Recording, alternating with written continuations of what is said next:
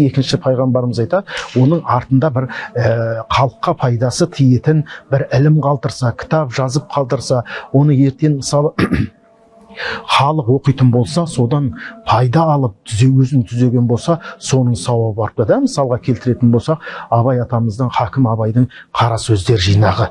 Біз қанша мәрте оқимыз, оның құндылықтарын аламыз, пайдаланамыз, түсінеміз, өзімізді өзгертіп жатамыз. Осы амалдан қанша сауап осы еңбектің егесіне барып бар.